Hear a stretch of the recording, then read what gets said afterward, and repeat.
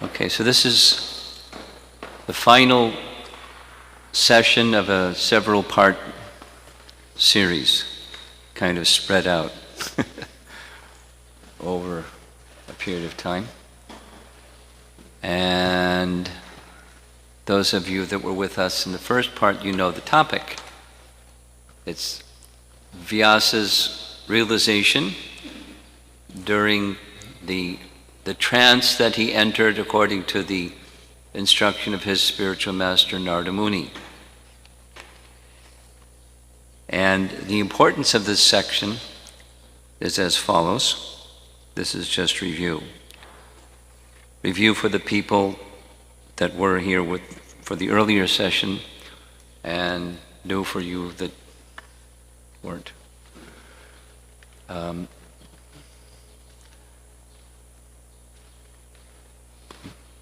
Jiva Goswami, one of our stalwart superlative acharyas in disciplic succession, disciple of Rupa Goswami, nephew of Rupa and Sanatan Goswami, and he who successfully continued after Chaitanya Mahaprabhu's departure and after the departure of Rupa and Sanatan Goswami, continued successfully, very effectively. The line of disciplic succession is described that the very day that Rupa Goswami departed from this world, of course, a grand ceremony in honor of his departure, as he was placed in his samadhi. Many of you have seen that place, at least have seen pictures of the place. His samadhi is at the Radha Damodar temple, because his bhajan kutir is also at the Radha Damodar temple, as are the deities of Jiva Goswami in the residing place of Jiva Goswami. So the very day, they didn't wait, the very day that Rupa Goswami's Samadhi memorial was completed, Jiva Goswami was anointed as the successor Acharya by Raghunath Bhatta and Gopal Bhatta Goswami. Of course, contemporary of that time was also Raghunath Das Goswami, but amongst them, of the remaining four Goswamis, Sanatan had already departed, Rupa Goswami departed, Jiva Goswami was very clearly the successor Acharya. Everyone was Prabhupada called self-effulgent Acharya. And such wonderful work he did to maintain the Sampradaya. Among other things, we discussed the first day of this series, in a comprehensive, two important words, comprehensive and systematic presentation of Lord Chaitanya's teachings. Because the other Goswamis, they also wrote voluminous literature, but on something or something or something. For example, the Bhagavad Sandarbha, the topic of one of Jiva Goswami's 6 Sandarbhas, Bhagavad Sandarbha, is very, very similar in subject matter to Rupa Goswami's Laghu Bhagavatamrita, without going into detail, describing Bhagavan, the position of Bhagavan. And yet another Sandarbha, Krishna Sandarbha, of the aspects or features of Bhagavan, Krishna's superlative. Whole Sandarbha for that one. I mean, comprehensive and systematic. And the first of those 6 Sandarbhas is called Tattva Sandarbha. Tattva means truth or reality or something like that. Like Jiva Tattva, Vishnu Tattva, Shiva Tattva. So Tattva means category, or the reality of the category of truth. So Tattva Sandarbha establishes in the first section that Srimad Bhagavatam is the foremost of all authorities, and systematically and comprehensively he goes about that. The next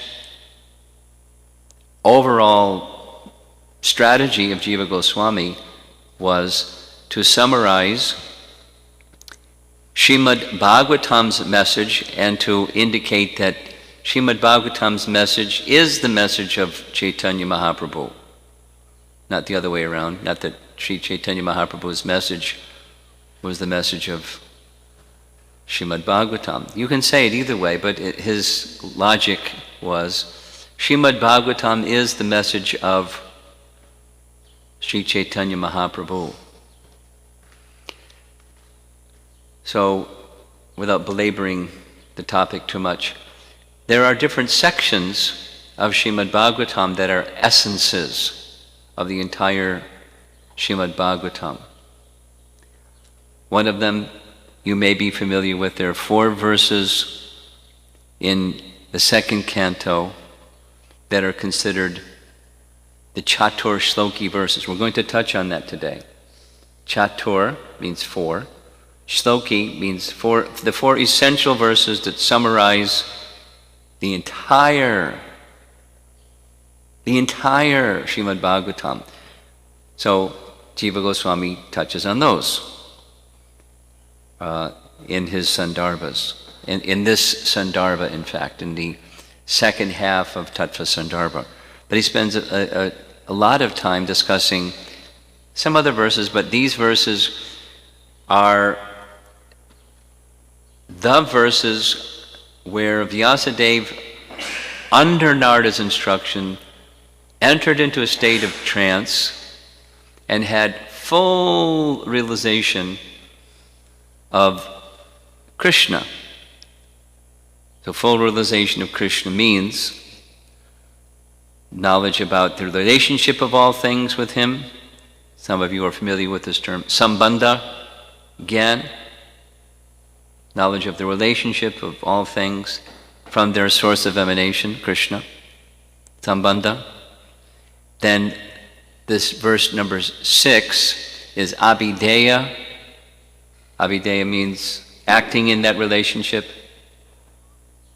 devotional service. And the third is, what's the fruit of acting in that relationship of devotional service? Prayojana. That's the last 2 verses that we're going to discuss. 8 and 9. 7, 8, and 9, excuse me. Shall I say it again? Sambandha, abhideya, prayojana. Verses 4 and 5 are discussing the relationship of all things with their source of emanation, Krishna, sambandha. Acting in that relationship, this is this verse, number 6. Devotional service is acting in that relationship based on knowledge of the relationship, acting within the relationship, and then the fruit, or prayojana. As that acting in relationship with Krishna matures, what does it look like? That's what prayojana is.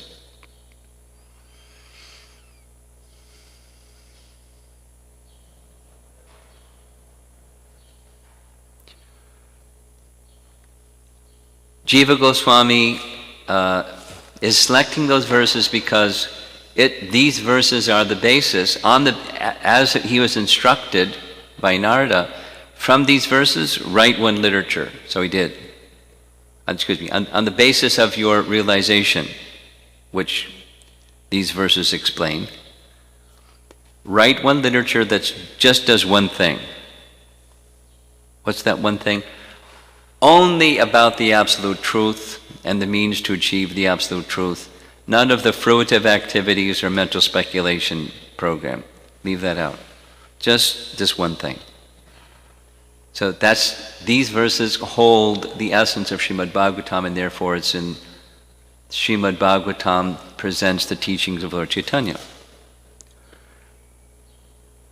Maybe some of you are familiar, you've heard or you've read about Lord Chaitanya's discussion with Prakashananda Saraswati. He was a sannyasi, a Mayavadi sannyasi. You've heard of Mayavadis. So he was not only a Mayavadi sannyasi, but he was a big one. He had thousands of followers. He was a big guy amongst the Mayavadis. And Lord Chaitanya and Prakashananda Saraswati had a little discussion. That was heard by his thousands of disciples.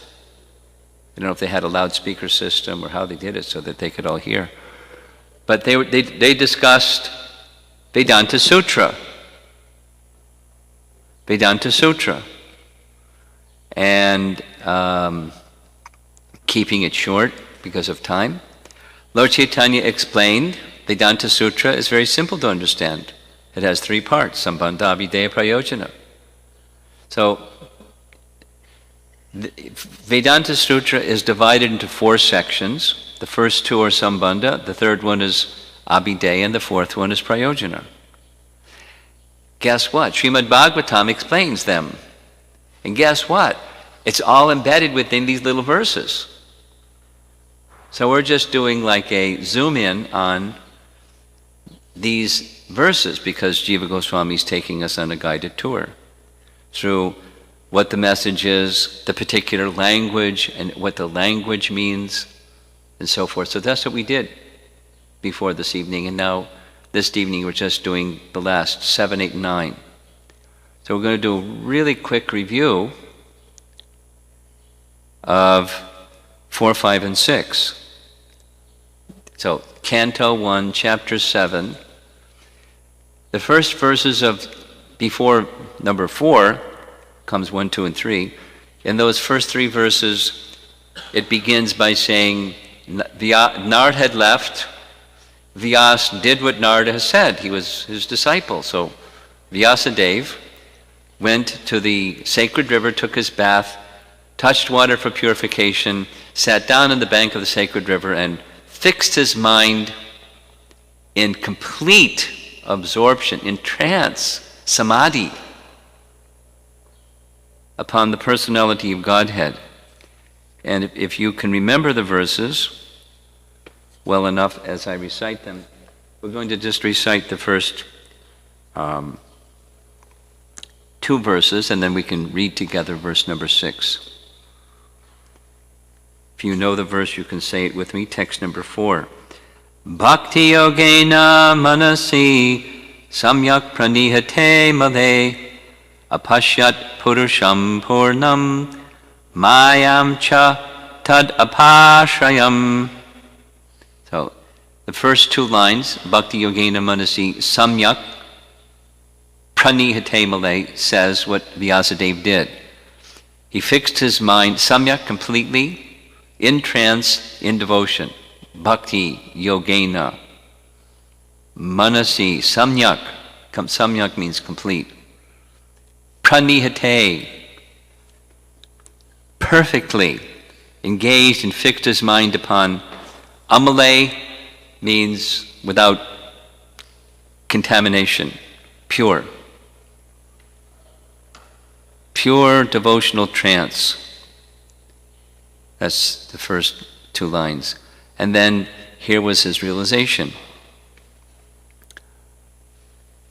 Apashyat means he saw. Pashyati. Apashyat purusham purnam. Purusham purnam means the Supreme Person. And we discussed, Jiva Goswami explains, this means he saw Krishna. Not Super Soul or Lord Vishnu or any other form. He saw Krishna, and when you see Krishna complete, there's Radharani. If you remember, he gave the example of, if you say, I saw the full moon.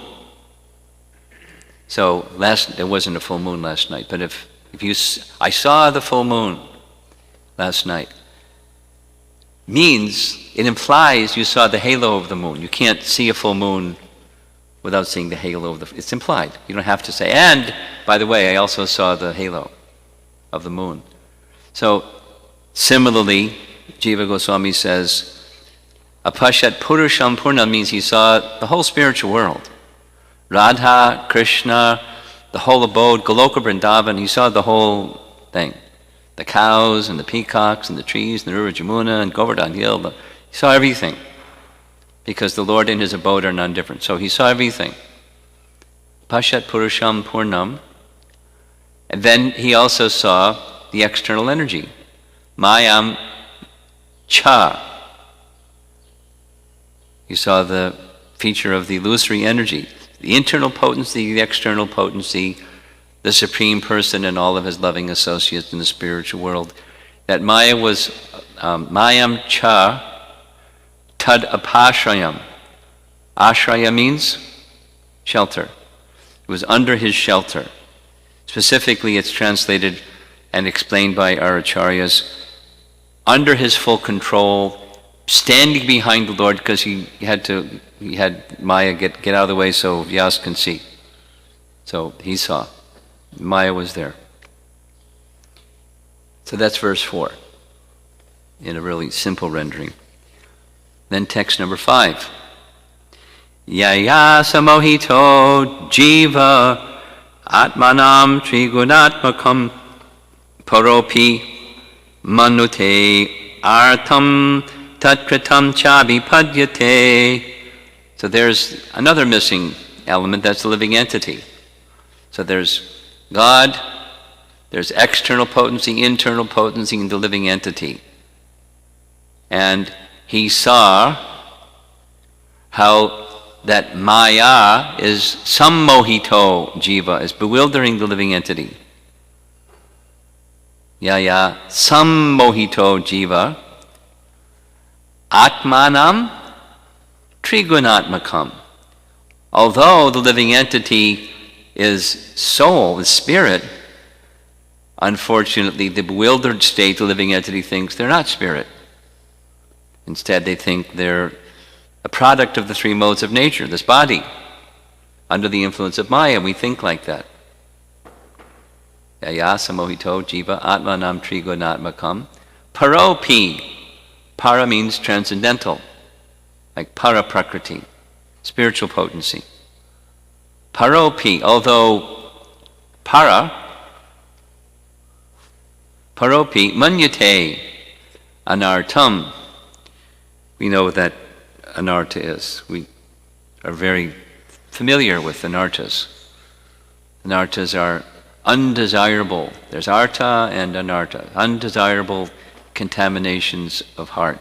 Paropi manute anartam. Tat kritam. Krit means to do, or the reactions to what you do. So, bound by the reactions of fruitive activity, the living entity is bewildered and captured. Abhipadyate, one undergoes that bewilderment. So that's the Sambandha section. Very quickly. And we also discussed this one, the Abhideya section. Let's chant it together. Anartha pashamam sakshad bhakti yogam adhoksaje lokashya janato vidvanks chakre satvata samhita. Translation is, the material miseries of the living entity, which are superfluous to him,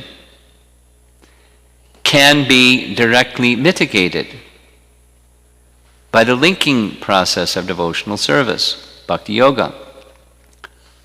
But the mass of people do not know this, and therefore the learned Vyasadeva compiled this Vedic literature, which is in relation to the supreme truth, Satvata Samhita. Satvata Samhita. Because it's the best of the scriptures, because it's in relation to the supreme truth. So lokasya janato vidvangs. Vid means to know. People in general don't know. They're under the influence of Maya, so they don't know what their situation is. They don't know the linking process. They don't know the supreme. I mean, they may have some faint, foggy idea, but really don't have a clear idea. And being compassionate, Vyasadeva compiled to give them this bhakti process. So that's the Abhideya. And this is a little summary of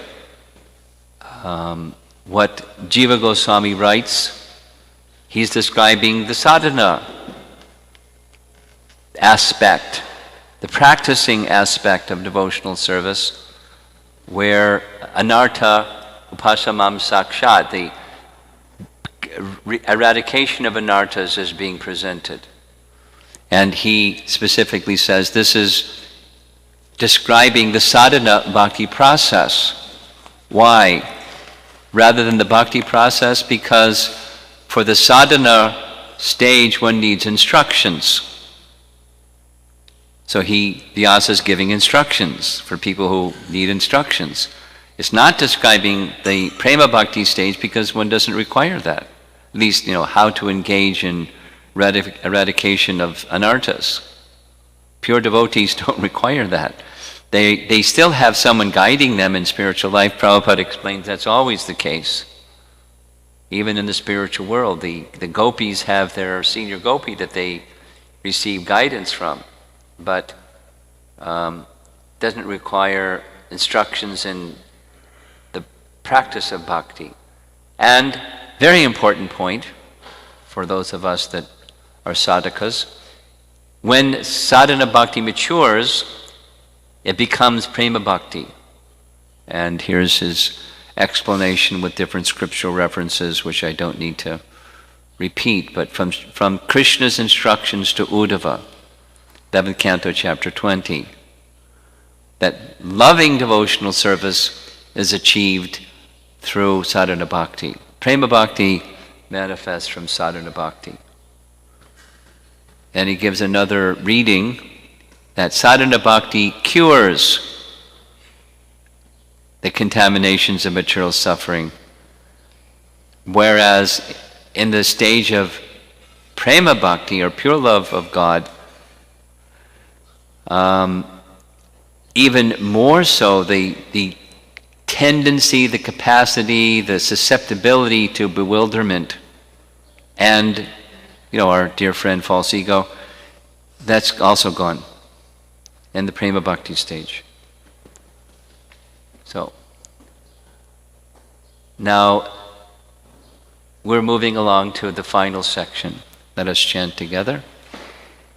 Yasyam vaishruyamanayam Krishne parama purushe bhaktir utpadyate pungsa shoka moha bhayapaha.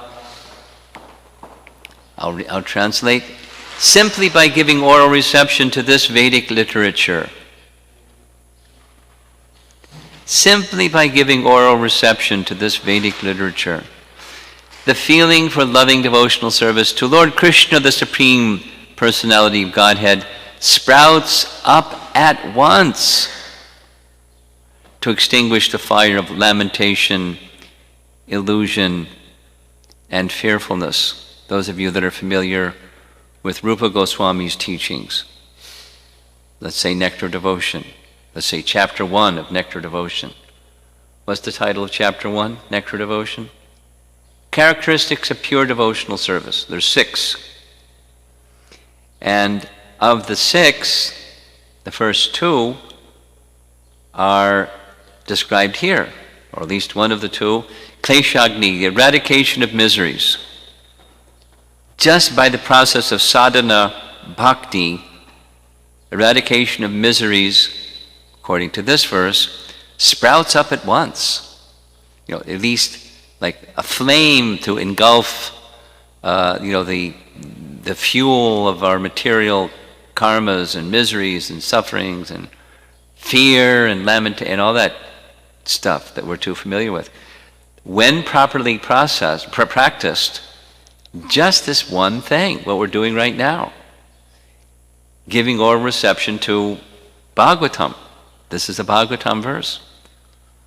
Why? Because Krishna is the Parama Purusha. We already heard that word, Parama Purusha. It was in verse 4. He saw the Supreme Person and he understood. This is Vyasadeva's realization, the mitigating process. It's still in the Abhideya stage, in the sadhana bhakti stage. Bhaktir upadyate pungsa shoka. Shoka means lamenting. Moha, bewilderment. Bhaya, fear. Apaha, it's destroyed or extinguished. So now, this is text 47 from Tattva Sandarbha, where now I'm going to provide you with Jiva Goswami's commentary. Now, Jiva Goswami wrote the book, and he also wrote a commentary on his book. And this is taken from his commentary, and then Baladev Vidyabhusan wrote a commentary on his commentary. And so, this is drawing from both of them. And Jiva Goswami explains, this is now the third, prayojana, the effects. Here's what he writes, or the translation of his commentary. Next, to clarify the final goal, prayojana, as described above in verses 4 through 6, because this is now 7, and to affirm that the Purna Purusha is in fact Krishna. Shuka Dev Goswami speaks this verse, beginning Yasyam, this 7. There's the Yasyam. Whoops.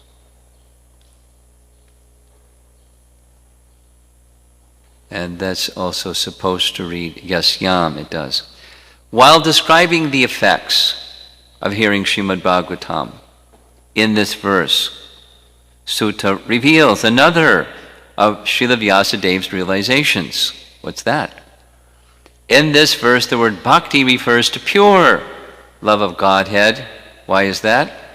Because that is the goal achieved through executing the devotional practice of hearing. The word ut-padyate, I made it in really big letters. Ut-padyate, literally it means is generated. Here it means becomes manifest. What is that?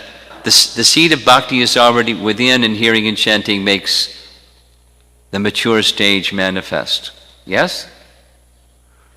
By the process, the mature stage manifests. Upadhyate.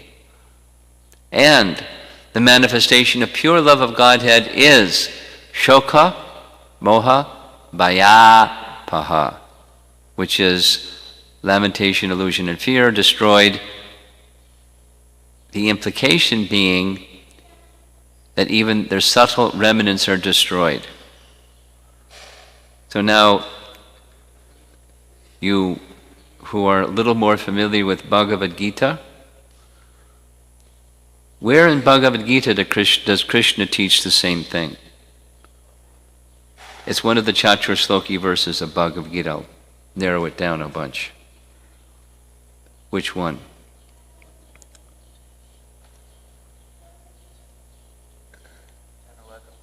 Yes.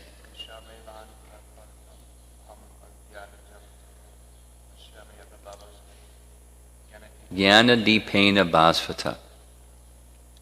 So could you explain it? Do you have the little portable microphone up there?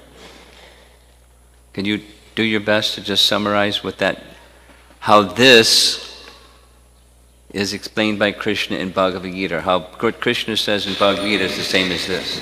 Either way you like. Krishna says that Shishi Kishore Kishori Ki Krishna says that he destroys ignorance from the heart of his devotee, just as a shining lamp dispels darkness. So when this love of God manifests, as it's mentioned here, then the darkness that is the cause of the lamentation, illusion, and fear are destroyed. Yeah. Did you get that? What's the root cause of suffering?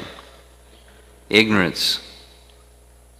What's the root cause of suffering? Ignorance. So these things, lamentation, illusion, and fear, those are suffering features, and the root cause of them is ignorance. So ignorance is destroyed by knowledge. So the lamp of knowledge, jnana deepena, bhasvata is the illumination that comes from that lamp of knowledge. It destroys the darkness of ignorance and all the suffering that goes with the darkness of ignorance. Here's a little bit more elaboration on that.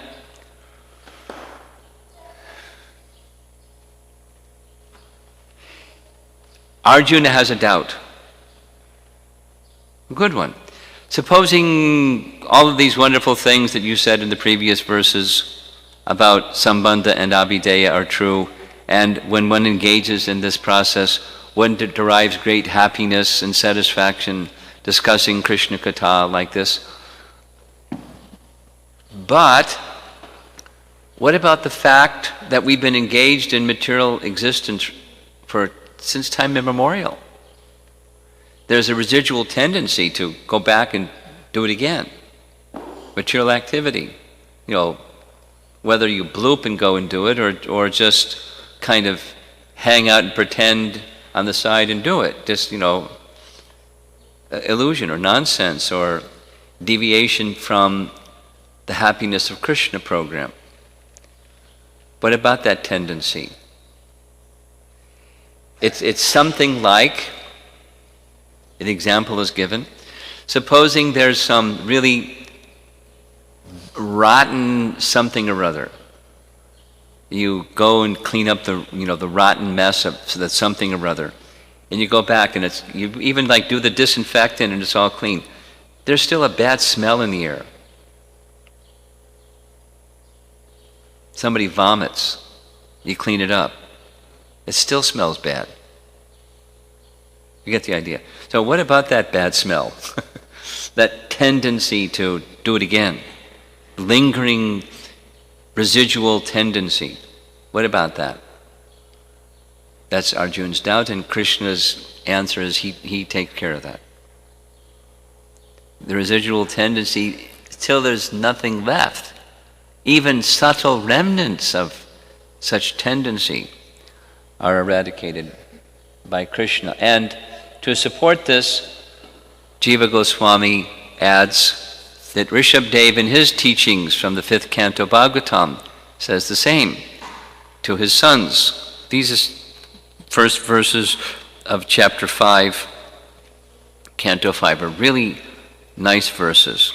And Rishabdev says, therefore, until one has love for Lord Vyasadeva, who is none other than myself, he is certainly not delivered from having to accept a material body again and again. Lingering tendency will remain until one has come to that love of God stage.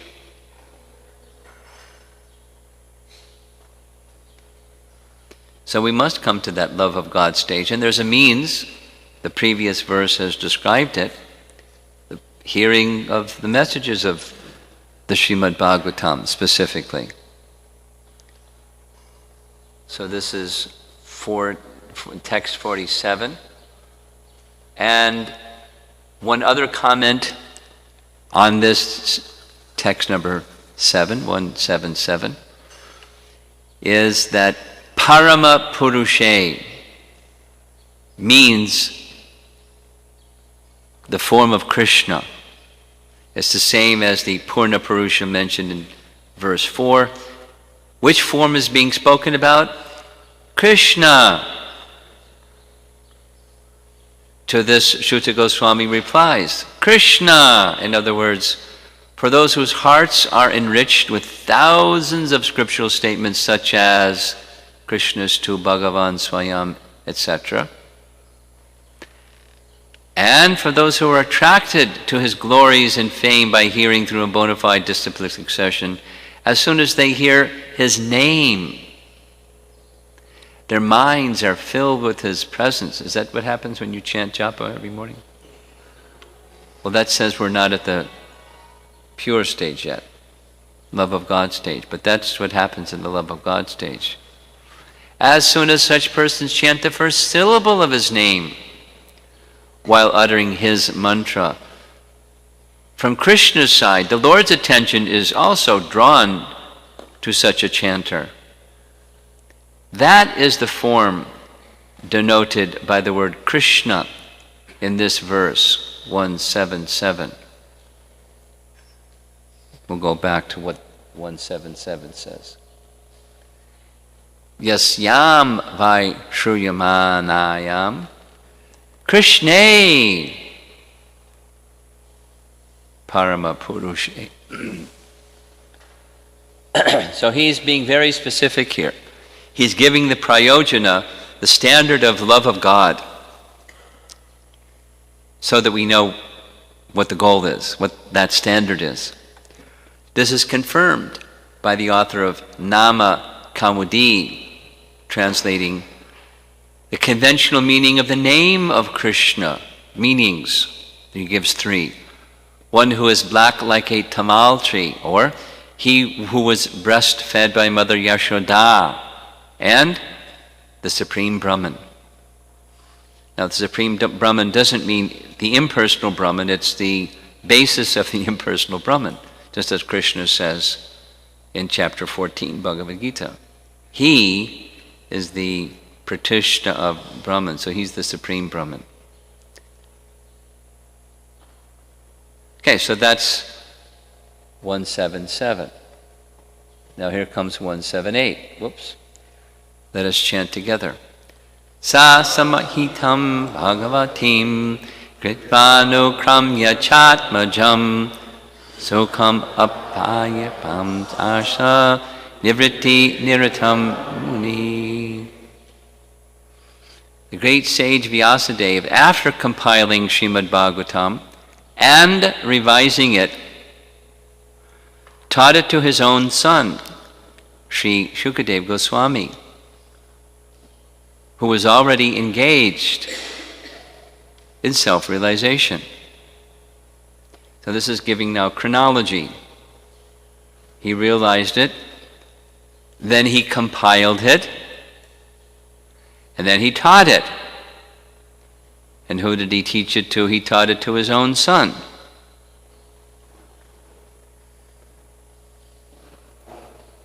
Text 48. So this is Jiva Goswami's commentary on his own verse, which reads, Srila Vyasadeva experienced that this final goal, that's prayojana, the bliss of pure love of God, is superior to even Brahmananda. What's that? The happiness derived from realizing the impersonal aspect of the Supreme. How do we know? We know this because Vyasadeva taught Shukadeva Goswami Srimad Bhagavatam, so he could taste the special bliss derived from love of Godhead, even though Shukadeva was already absorbed in Brahmananda. Sutta Goswami states this in the verse beginning, Sa Samhitam.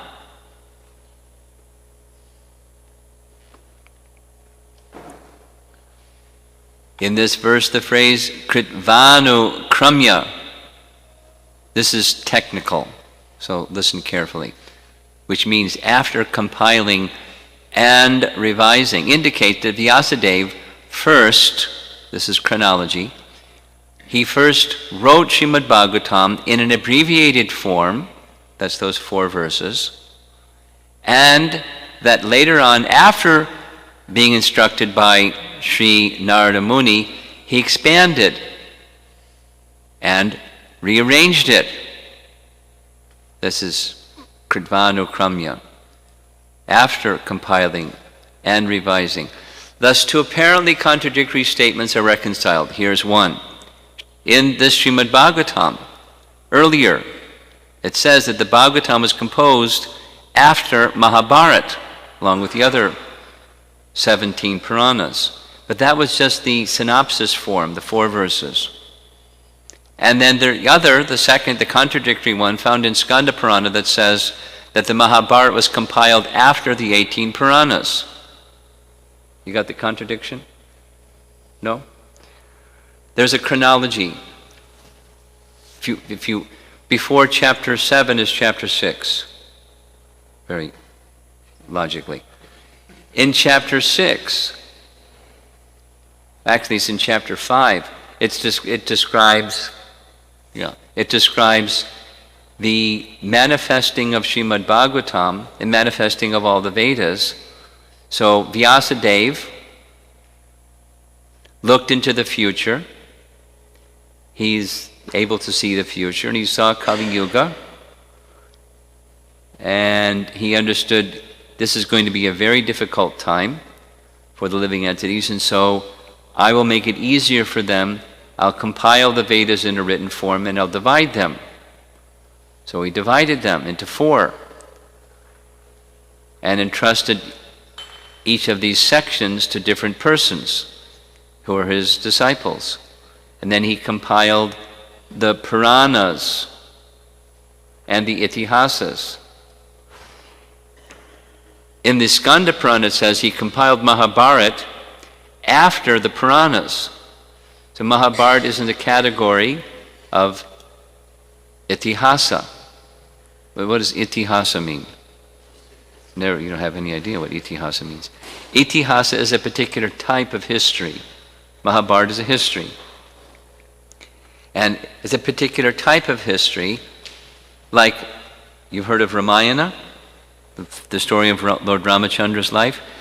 The style and the format and the rules governing its composition, Mahabharata and Ramayana are alike. So they're Itihasa. And the Puranas have different rules and standards and requirements. They're also histories, but they're different. Just different. Like say, poetry that rhymes and poetry that doesn't rhyme, for example. They're both poetry. But they're different categories, some that rhymes and some that doesn't rhyme. Similarly, there's histories that have certain rules and others that don't follow the same rules, they have other rules. So it's just a technical point. But according to one of the Puranas, Skanda Purana, it says the 18 Puranas were composed first, and then the Mahabharata was composed. Here in the Bhagavatam it says that the Srimad Bhagavatam, which is one of the Puranas, was composed after. So that's a contradiction. And the answer to the contradiction is, when the 18 Puranas were composed, what Vyasadeva did was, he just presented the essence, 4 verses, not the 18,000. Then he received instruction from Narada, he entered into his trance, and then he wrote the 18,000. And that's this Kritvānukramya, after compiling and revising. Anukramya. Kritva, Anukramya. He wrote it, and then he revised it.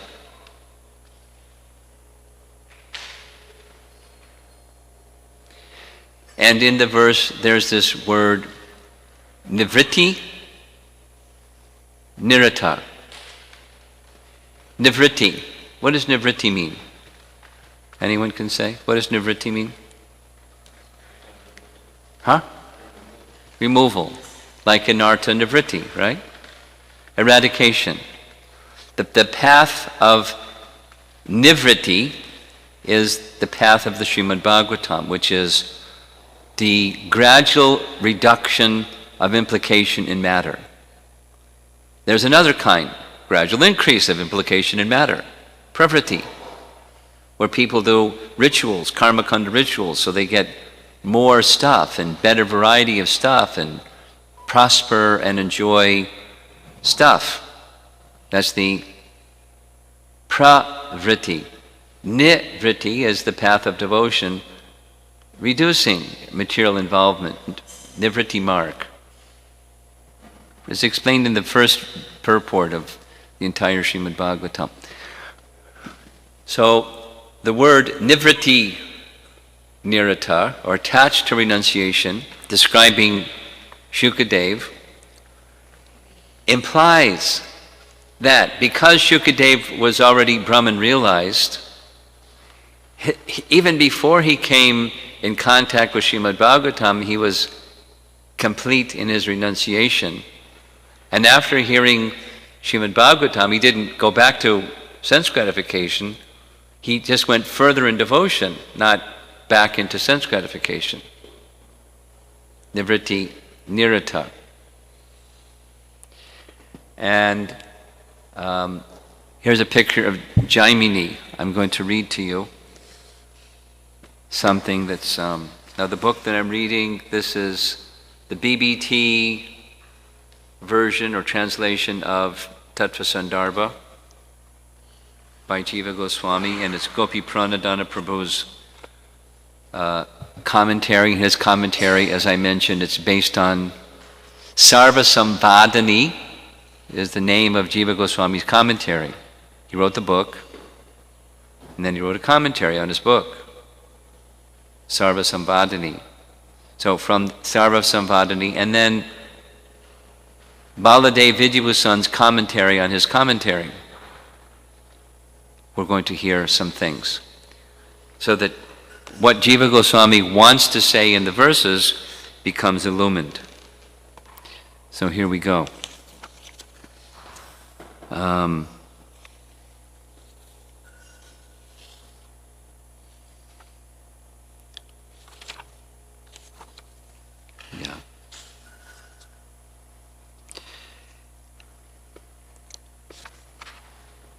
I mentioned it's in first canto, chapter 4.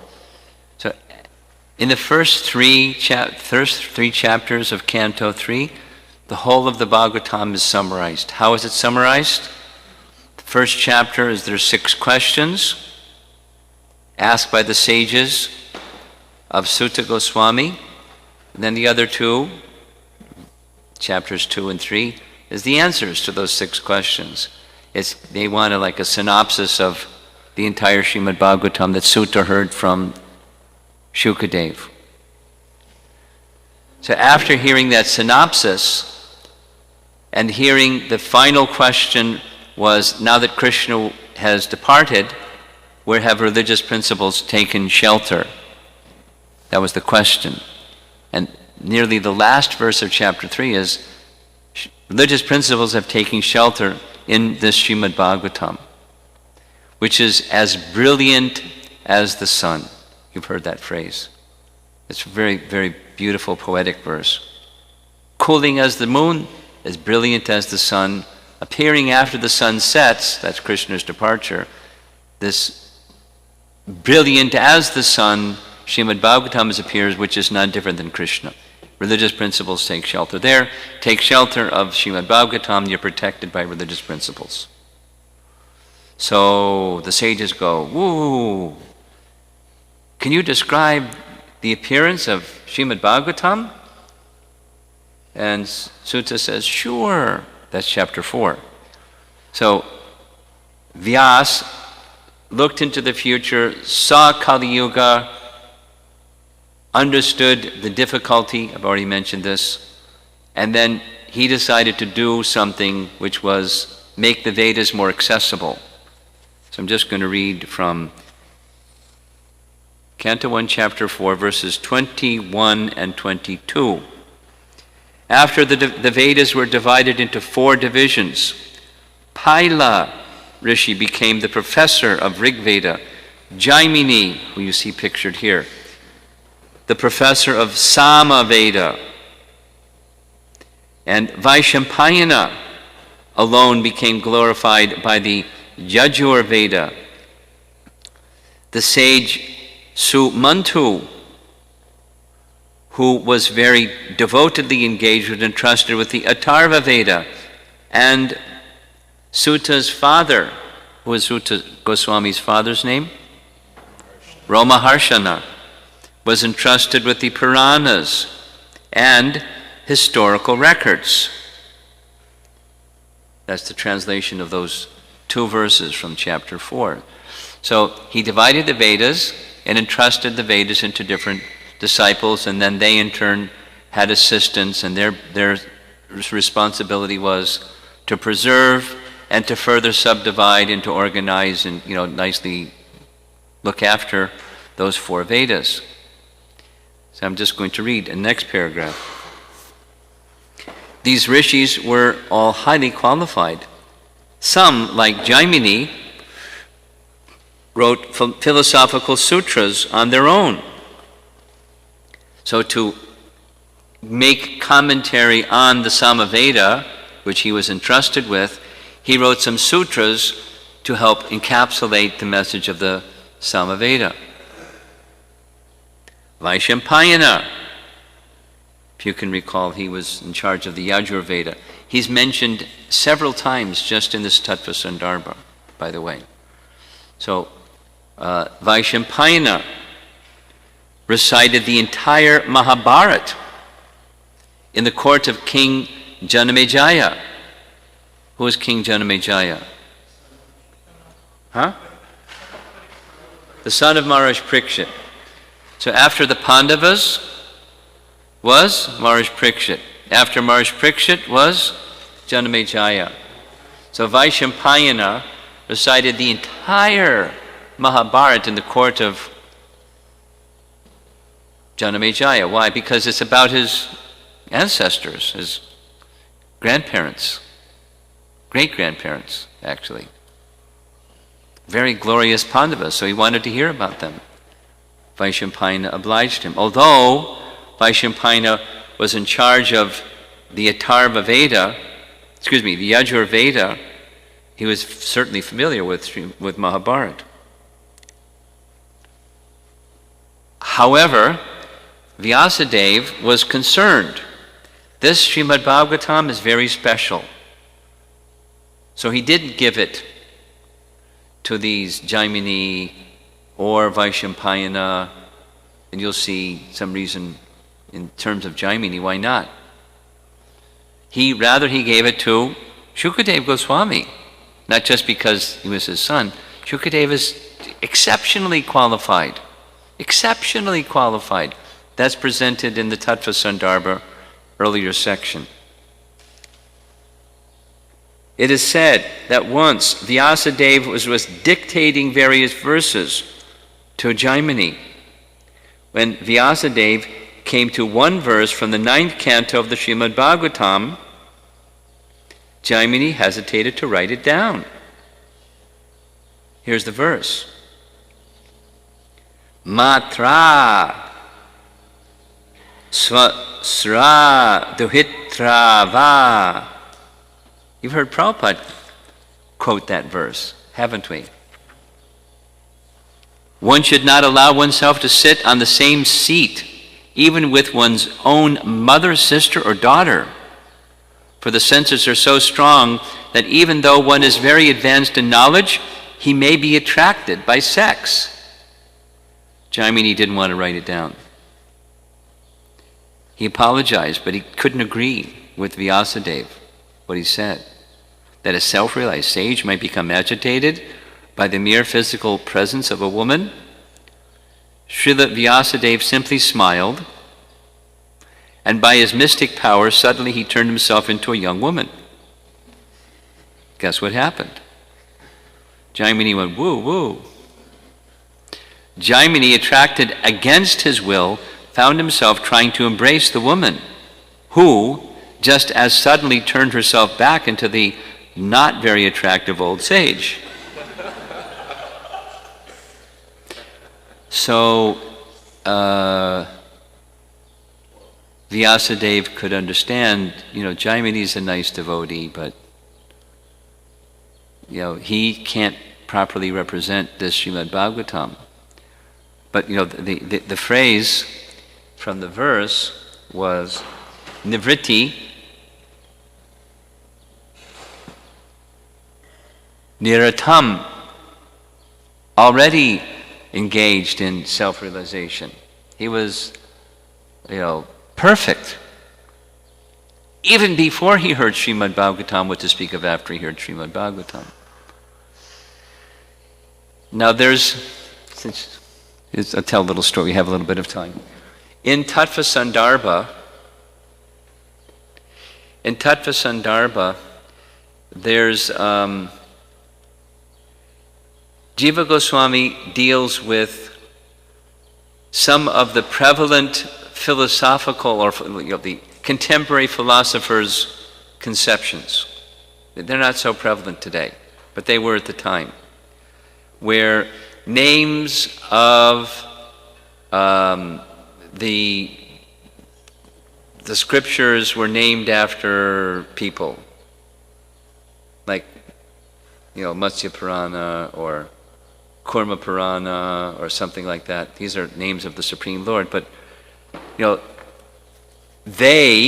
certain scholars say, well, that was written by modern people and then something happened and then modern people wrote that something. They say like that.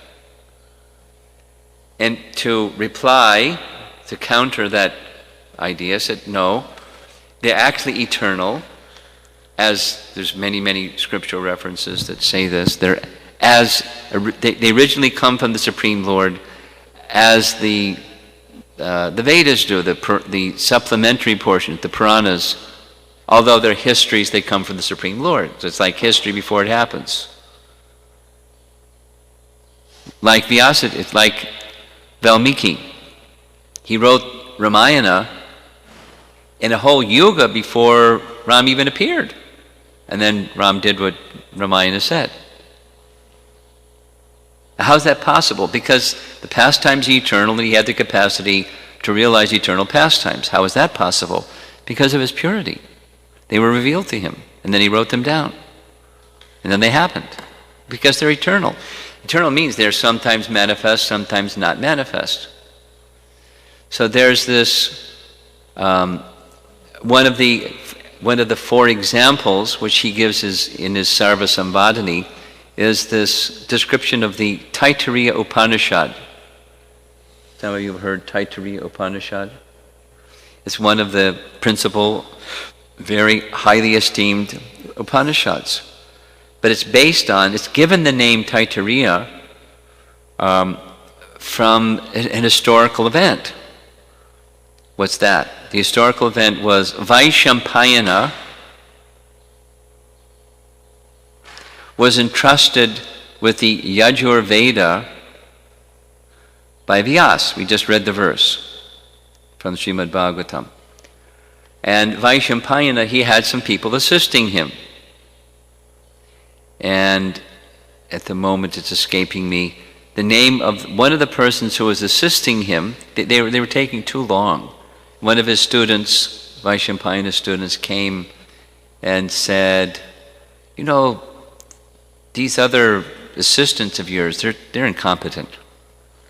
Just give the whole thing to me, I'll get it done very quickly. And Vaishampayana said, you're proud. And pride is not suitable for the student of the Vedas.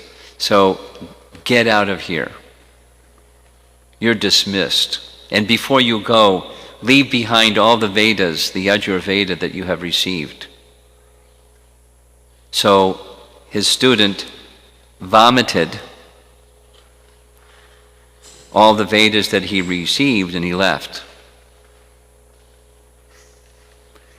And the other students, who were the slow ones, or being accused of being slow, they were very eager to receive the Vedas, but humans don't eat vomit.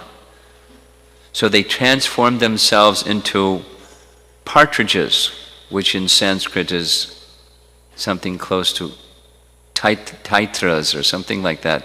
And they ate the vomit. They ate up all the Yajur Veda. So that which they ate up became known as the Taittiriya Upanishad, because it's a subsection of one of the Vedas. Don't tell that one to the public. Oh, I'm not telling it in public. Like a Sunday feast. Oh, I'm not. This isn't a Sunday feast. This is Monday night at the movies. Don't worry. I know how to not say those things before certain audiences. Don't worry.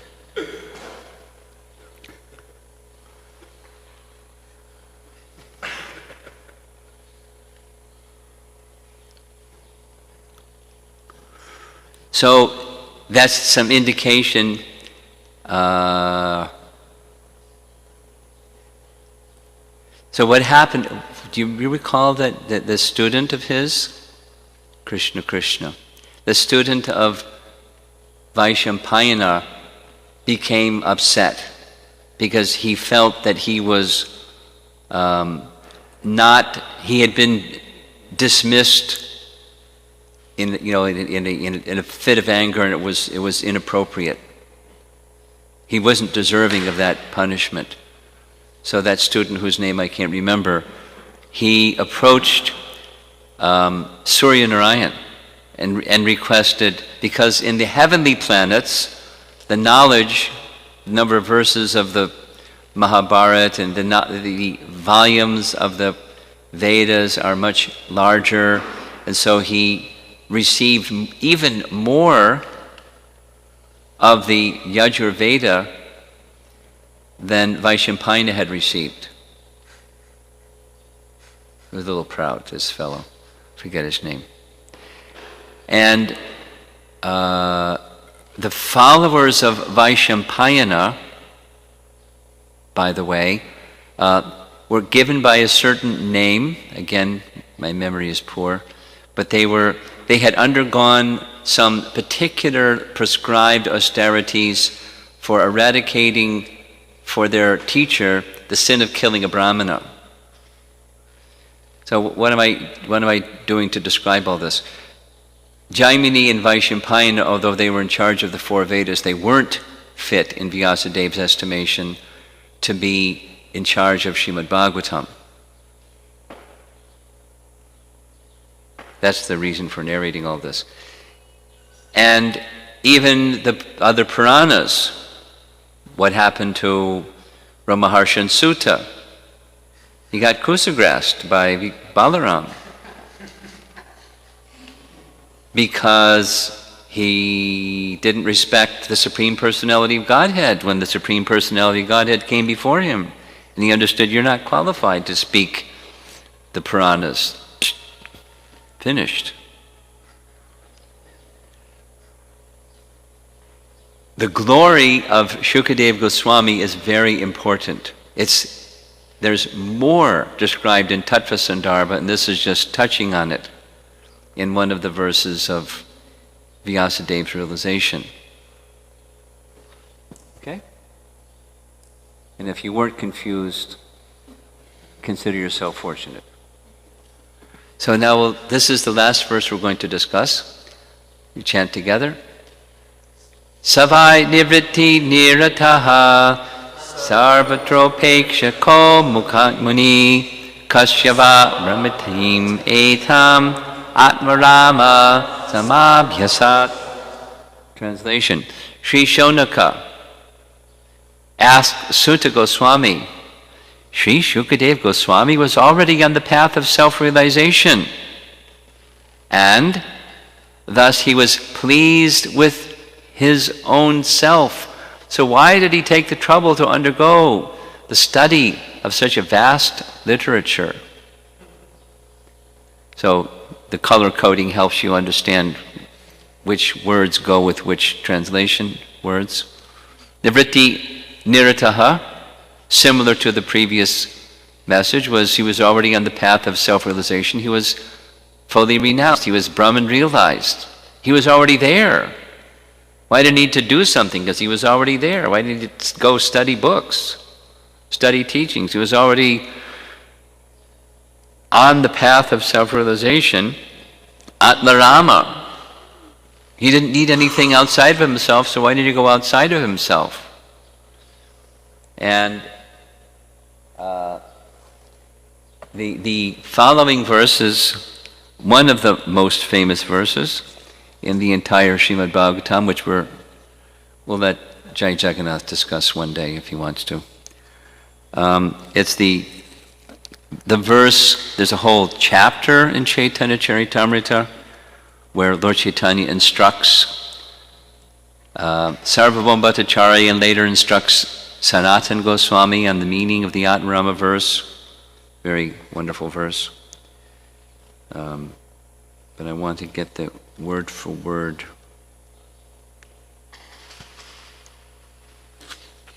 There we go.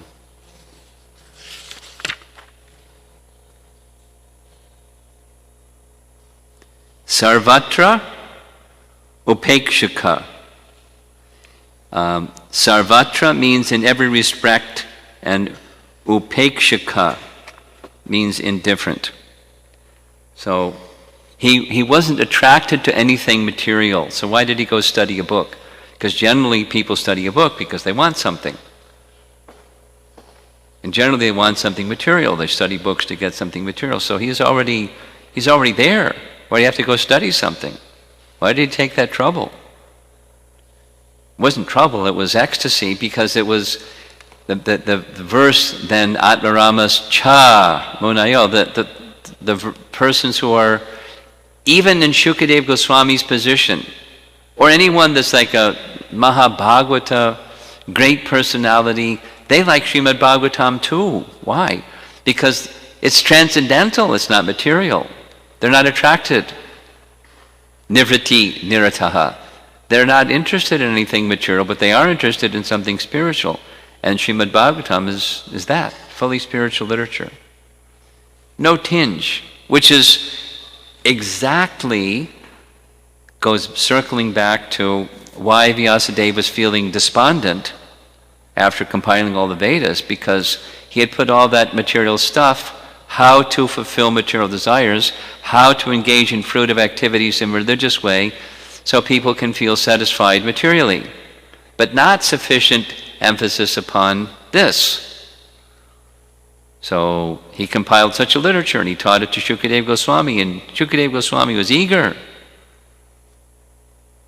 very eager. Although he is already pleased in himself, so he didn't want something material, it was wanting this Krishna Katha. So even we're wanting something material, we should study Srimad Bhagavatam too, because it cleanses and brings us to that position. And if you're already self-realized, study Srimad Bhagavatam too. Like Shukadeva Goswami, because it's such a wonderful transcendental literature. It's for Paramahamsas and for the lowest victims of Kali Yuga and everybody in between.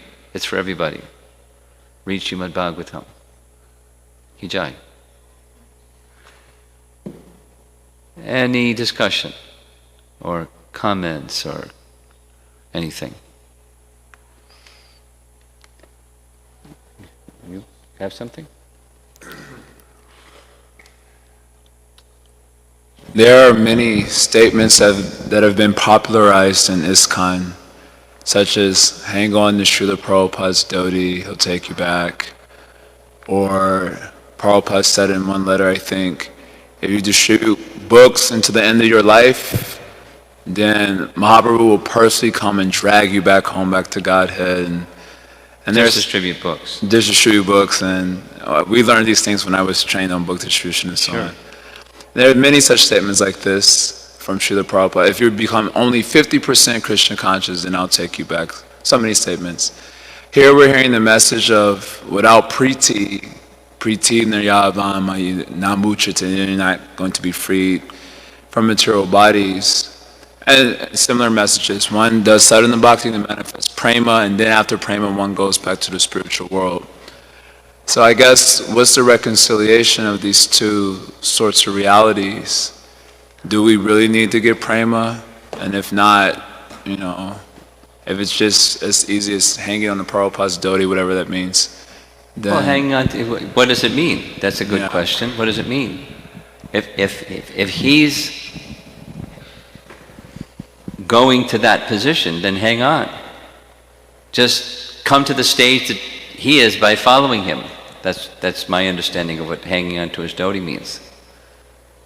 It's not like, a little baby and just continue being a little baby and holding on to your mother's sari, or hang on to Prabhupada's dhoti, and literally that's all you do is hang on to their dhoti or sari and you go where they go because you're holding on to their sari. It means following their instruction, with pure love and devotion. That's my understanding of what that means. So how seriously should we take, the question is obvious. I'm very clear about it. Yeah, but I'm very clear about it.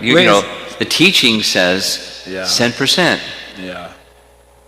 And if one isn't 10%, one may take birth again and go the rest of the percent.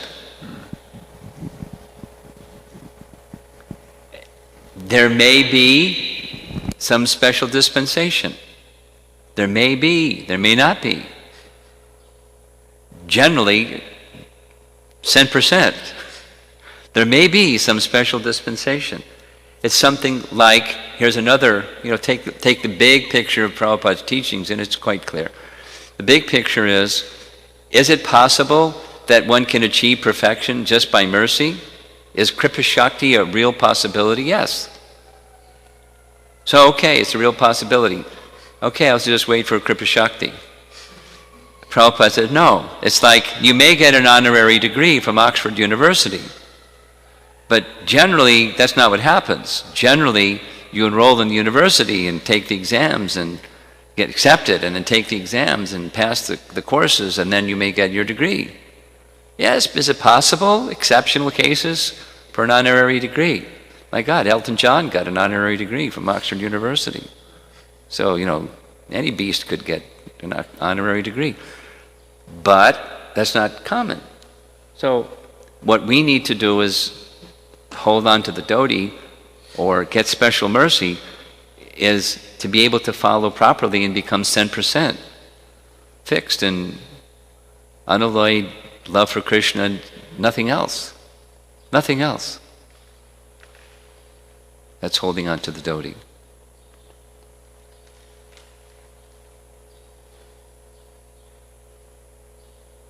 Kripa Siddhi is possible. One may.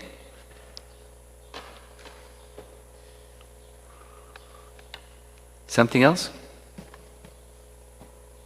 Anyone? Or that's it?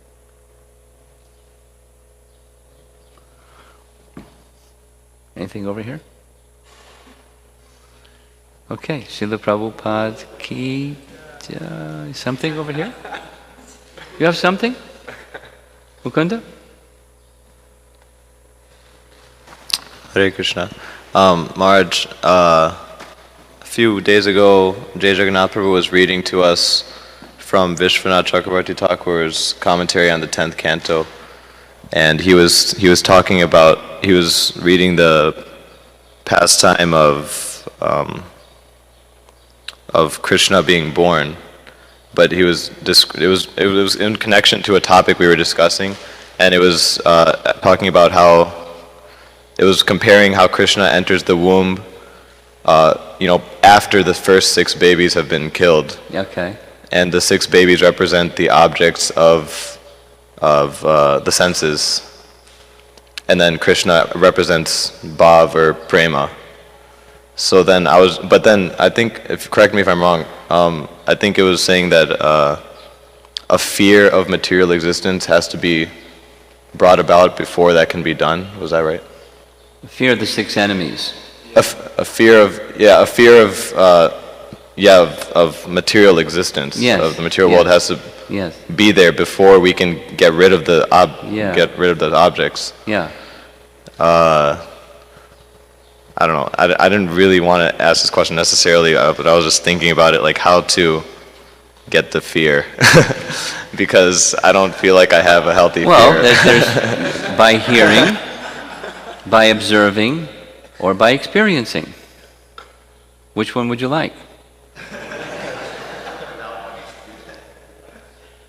So it depends on how good your hearing is.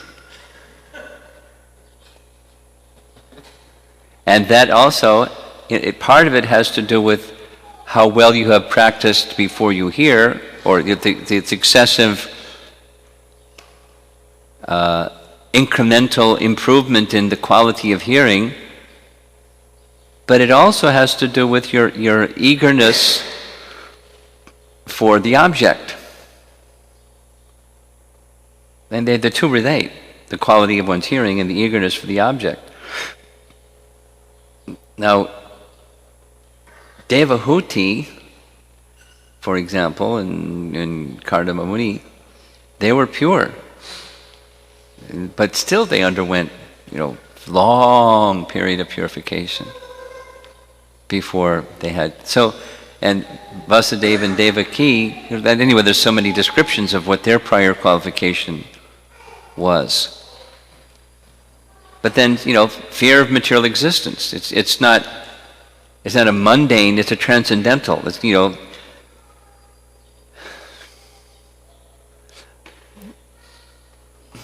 I'll tell a little Prabhupada story. So a short answer is by associating with those that have that quality is how you get that quality. That's the purport of the story. You may probably have heard this before, but it's something that I enjoyed very much. In New York, Prabhupada was visiting, and it was in Prabhupada's schedule, in the afternoon between 4 and 6, he would receive guests, and if there weren't guests, then devotees would come and there was some darshan time. So one evening or one afternoon there was darshan time, and Prabhupada was having fun with the devotees in the room. And his fun was, he was asking, what's the difference between all of you and me? And they were having fun, saying, oh, Prabhupada, you're this, and you're that, and you're the other thing, and we're so fallen. And they were enjoying. And then it was time to go for arti, and Prabhupada said, the difference between you and me is you can fall down and I cannot. Jai Prabhupada, let's go to arti. So they went to arti. And before arti, there was the greeting of the deities, and no, excuse me, it was time to give class. So he went before the altar, paid obeisances, everyone paid obeisances, then with folded palms he was saying some prayers. They went back to the Vyasadeva, and he sang Jai Radha Madhava, gave class, and back to his room. And the person who was Prabhupada's servant at the time asked Prabhupada, when you were standing before the deities, I noticed you were reciting some prayers. May I ask, what were those prayers? You've heard this before. So Prabhupada said, I was reciting prayers to Krishna. May you please protect me from Maya and keep me always engaged in your service.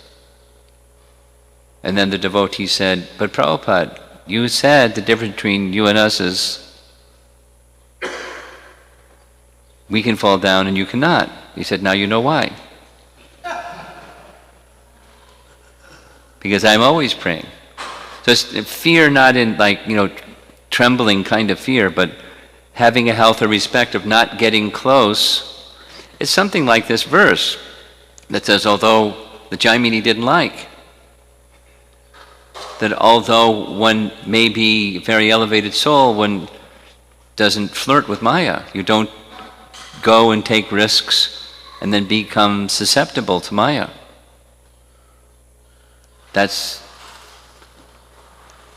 And one doesn't take that precaution, doesn't have that healthy regard, you're vulnerable. Not you, any one of us are vulnerable. And so we should, and then how to get to that? By hearing? By seeing in others? Or by directly experiencing? And then sometimes we still don't get it. You have something? Shri Shri Kishore Kishori Ki Jai. It's 8 o'clock. Last question. We hear about Jaimini Rishi not being given the Bhagavatam because Vyasadeva helped him, see that the attraction to a woman is, you were narrating why he did not do it. And on the other hand, we are asked to hear Bhagavatam and distribute it to others, physically or speak about it. We are encouraged. And of course, Jaimini Rishi is way up there, and I can speak for myself way down somewhere. Still we are asked to speak, and others are inspired, we ourselves are inspired. But in Vyasadeva's mind, Jaimini Rishi was not the person to propagate Bhagavatam or be the person to preserve it. So what is it that we are doing, one, in our speaking Bhagavatam? What effectiveness can it carry? I'm sure it's an order by the disciplic succession. That's it. You touched on it. The order to do so. So then that's... So why didn't Vyasa give the order to Jaimini? Yeah. Well, yes. You see, he was proud. To Vyasadeva, he said, I don't want to write it down. I think you're wrong. And the difference, hopefully, with someone else, like yourself, or whoever else is like way down, as you said, I'm going to be cautious. And somebody that's not cautious and is flirtatious, anyway, Prabhupada was giving us a chance under the order. Giving us the chance. And some persons, blew it. They did stupid things, even given the chance. And so they went down.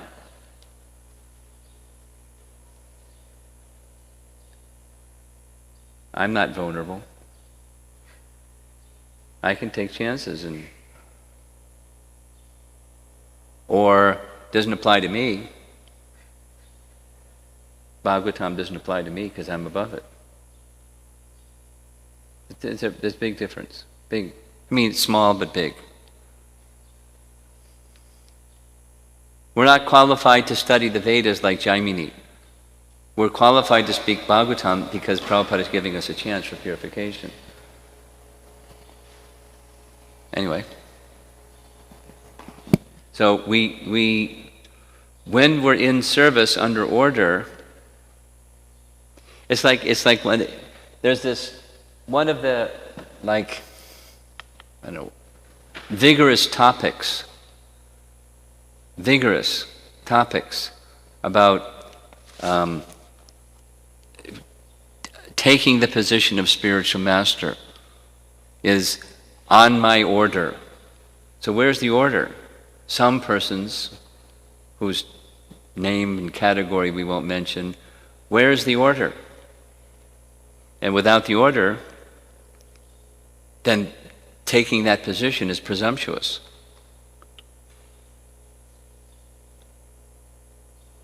Etc., etc., etc., etc. So when there's the order of the spiritual master, empowerment is there. It's very heavy to receive an instruction to do something.